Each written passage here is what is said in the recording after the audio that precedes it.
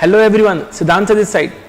सो मेरे पास बच्चों की तरफ से बहुत बार एक क्वेश्चन आता है कि सर सीए फाउंडेशन को फर्स्ट अटेम्प्ट में क्लियर करने के लिए हम लोग क्या करना चाहिए।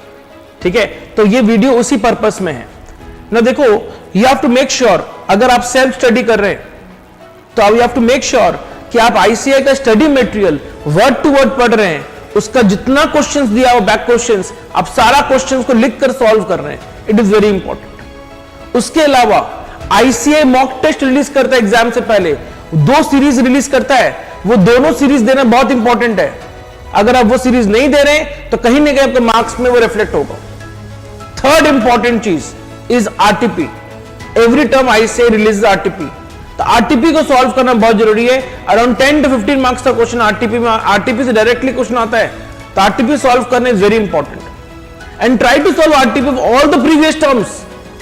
जब भी आप एग्जाम देंगे उसके पिछले जितने भी टर्म्स है, सब सारे टर्म्स के आरटीपी देना चाहिए आपको। उसके अलावा past papers, very important again. Past papers cover करना, जो न्यू सिलेबस के अंदर में मई 18 से लेकर जब भी आप एग्जाम देंगे तब तक जितने भी पेपर्स पास्ट पेपर्स है, सारे क्वेश्चंस को प्रॉपर्ली सॉल्व करना इज वेरी इंपॉर्टेंट। ये तो हो गया पढ़ाई कैसे करना है, लेकिन ये करने से आप 80% एग्जाम के लिए प्रिपेयर हुए हैं, लेकिन अभी भी 20% बचा हुआ है। और वो 20% को अचीव करने के लिए आपको टेस्ट देना पड़ेगा। अकाउंट्स में कम से कम आपको 5 टेस्ट देना पड़ेगा। लॉ में मिनिमम टू मिनिमम 3 टेस्ट आपको देना पड़ेगा। मैथ्स में कम से कम 10 टेस्ट देना पड़ेगा। और इकोनॉमिक्स बीसी का again 3 to 4 to 5 mock test आपको देना पड़ेगा। अगर आप मॉक टेस्ट नहीं देते हैं, आपका मार्क्स में वो रिफ्लेक्ट होगा और यू विल रियलाइज कि हाँ, इस सब्जेक्ट में मैंने मॉक टेस्ट नहीं दिया इसलिए इस सब्जेक्ट में मार्क्स कम आया है। ठीक है ना, तो आपको मॉक टेस्ट देना बहुत इंपॉर्टेंट है, वेरी वेरी इंपॉर्टेंट। क्लासेस से ज्यादा इंपॉर्टेंट है मॉक टेस्ट देना। ठीक है, और जो लोग हमारे क्लास करते हैं उनको तो हमेशा बोलते हैं हम क्लास में, आपका 80% प्रिपरेशन कहां होता है? क्लास में ही होता है। 20% सेल्फ स्टडी है, क्योंकि 80% में क्या है, हम लोग मॉक टेस्ट वगैरह बहुत ज्यादा कंडक्ट करते हैं। ठीक है ना, क्लासेस बहुत एक्सटेंसिव होता है, तो बिकॉज ऑफ विच 80% पढ़ाई तो क्लास में हो जाता है, 20% सिर्फ मॉक टेस्ट के थ्रू देना होता है ना। लास्ट मोमेंट में, स्पेशली लास्ट मोमेंट में क्या होता है, सर अकाउंट्स में ना मेरा एग्जाम अच्छा गया लेकिन मार्क्स कट रहा है, क्यों? बिकॉज क्या है ना, क्लास 12 में हम लोग का हैबिट नहीं होता है अकाउंट्स में वर्किंग नोट्स बनाने का, लेकिन सीए फाउंडेशन में एंड सीए कोर्स में पूरा working notes plays a very important role. उसका मार्क्स होता है, तो हर एक चीज आप जो कैलकुलेट कर रहे हैं आपको उसको वर्किंग नोट्स में शो करना पड़ेगा।